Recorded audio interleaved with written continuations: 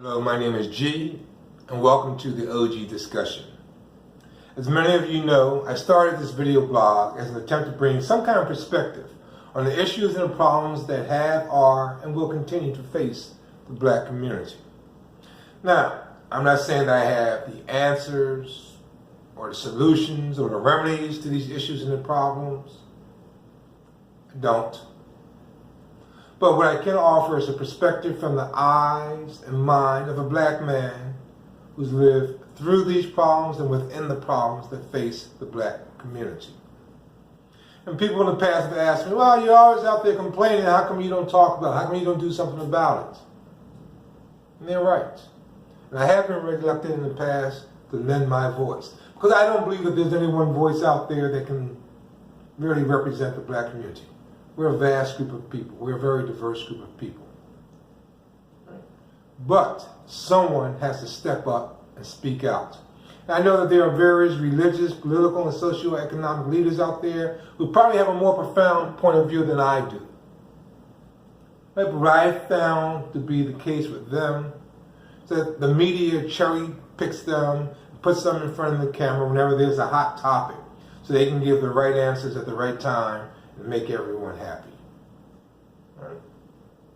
So they hit the hot issues, the hot topics, the airways are happy, but there's no fundamental grassroots type of think tank behind their answers. Right? They haven't honed down their thought to the problems.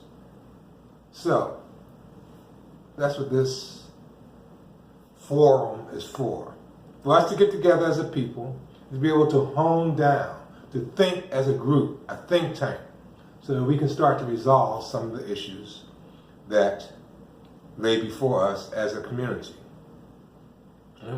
Because there are over 40 million black people in this country. 40 million black people live in this country. That's a nation within a nation. That's a lot of people. Right? I don't think there are 40 million people in Canada. We represent over 12% of the population of this country. Again, that's a lot of people. But more importantly than the sheer numbers is how much money we put back into the system every year. We put back over $500 billion. Again, $500 billion go back into the community. It's money that we've earned and that we spend. Right? And when we sit back and look around, what do we have to show for the money we put into this community? Huh? Regarding no socio-economic political power or advantages from the money that we put into the system. We continue to live in the bottom of the barrel. Now, sure, many of us are living quite well.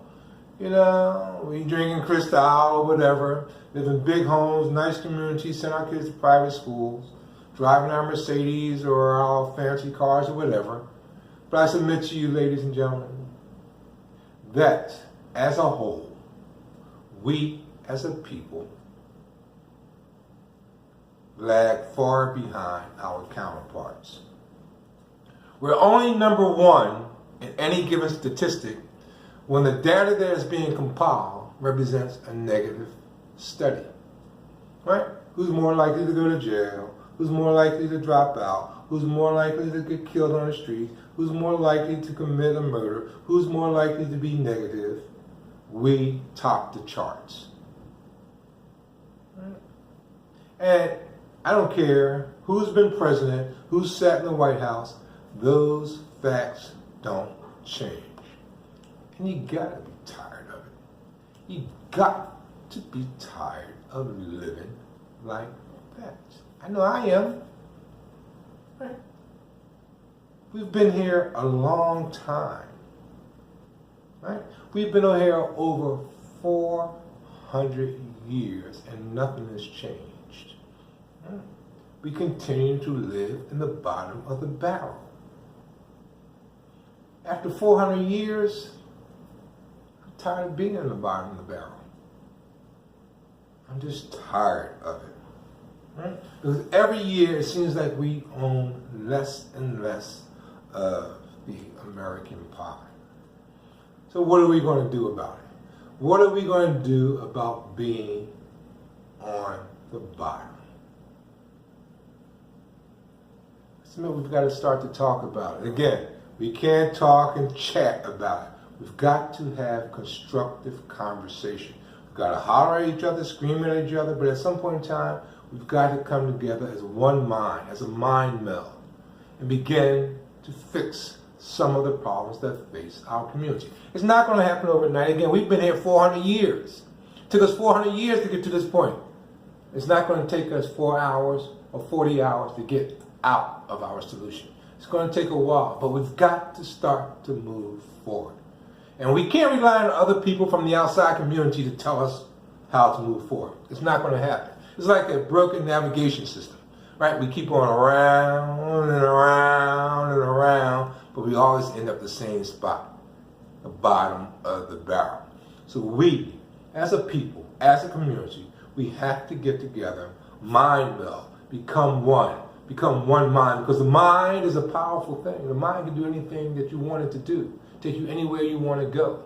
But we've got to come together and harness all the energy from all of our minds into one mind meld and begin to move forward.